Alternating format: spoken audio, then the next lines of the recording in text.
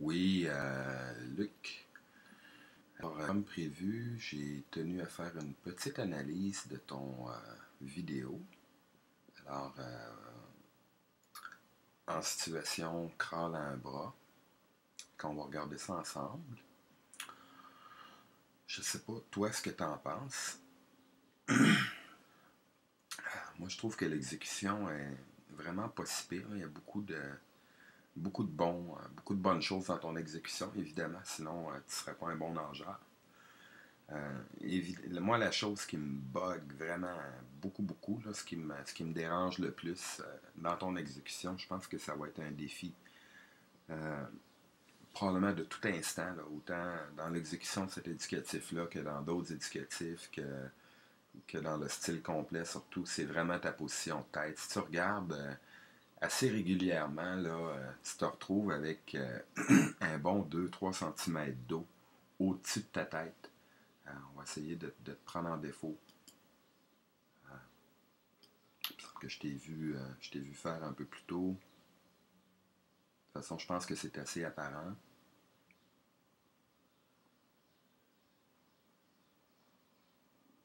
Tu vois ici. Donc, ta tête, là, elle est rendue, là, à ce moment-ci, là, sous la surface de l'eau. Et donc, tu évolues constamment, là, entre sous la surface de l'eau, revenir à la surface, sous la surface, revenir à la surface. Et ça, c'est vraiment un problème. Je me demande si c'est pas dû en partie au fait que, bon, premièrement, en général, lorsque des nageurs comme toi ou moi, mais on n'est pas dans la même catégorie, là, on s'entend, retenons notre souffle en nageant, c'est parce qu'on veut avoir une meilleure flottabilité.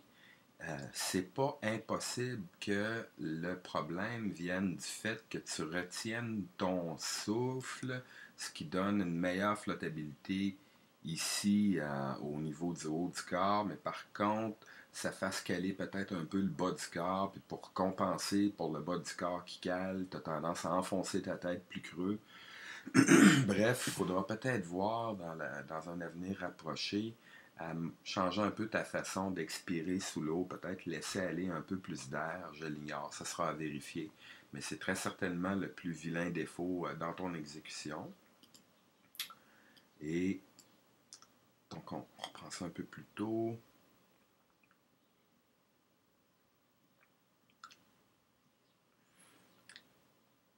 Je vais te parler des bons points. Il y a vraiment d'excellents points dans ton exécution. Ça ici, j'adore ça. Ce que la main droite fait, là, la petite godille, c'est exactement le même mouvement que tu as fait dans le sweet rotation. Donc, c'est quelque chose qui est important pour moi dans le crawl à un bras, qu'on fasse quelque chose avec le bras qui est passif, c'est-à-dire donner un petit coup de push, puis ça, ben, tu le maîtrises à merveille. Ensuite, ce que j'aime énormément, c'est que ta prise d'appui ici avec le bras gauche se fait pendant que ton corps roule vers le bas. Et ensuite, tu te mets à tirer vraiment pendant que ton épaule remonte vers le haut. Alors ça, c'est vraiment excellent. Le timing est bon. Tu notes ici encore une fois la position de la tête qui est beaucoup trop creuse. Les jambes sont basses, mais les fesses sont hautes. Je crois pas que ce soit nécessaire d'avoir la tête aussi basse que ça. Je suis désolé de te reprendre là-dessus. Peut-être pour finir, je te dirais, toi, tu as une technique de style libre qui se rapproche beaucoup à celle de mon nageur favori, en fait, mon nageur fétiche, Alexander Popov. Tu me fais beaucoup penser à lui dans ta façon de nager du style libre, puis je pense bien que je pourrais t'aider à peut-être corriger un peu ton style pour te ramener beaucoup plus proche du style de Popov. Là où tu pêches le plus, c'est vraiment au niveau de la position de la tête. Je vais t'envoyer un lien vers un clip où tu vois que la façon que Popov prend son appui en avant, là, ça génère au contraire un certain lift au niveau du haut du corps, puis ça fait monter sa tête quasiment comme s'il nageait du crawl water polo. C'est ça qui te manque, je trouve, beaucoup à ton style.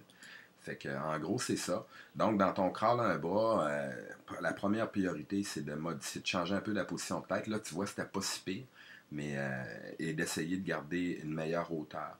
Je trouve que ta rotation du corps, elle est extrêmement prononcée. On va essayer de la restreindre au niveau des éducatifs de NAD. donc de no arm drill, de crawl sans les bras, ainsi que le sweet rotation. Tu as les bras très longs, possible que tu aies besoin d'autant de rotation du corps quand tu nages avec tes bras. En tout cas, ça sera à voir dans le futur. Mais disons, la première priorité, c'est de caler moins pendant que tu exécutes ces éducatifs-là. Alright? OK.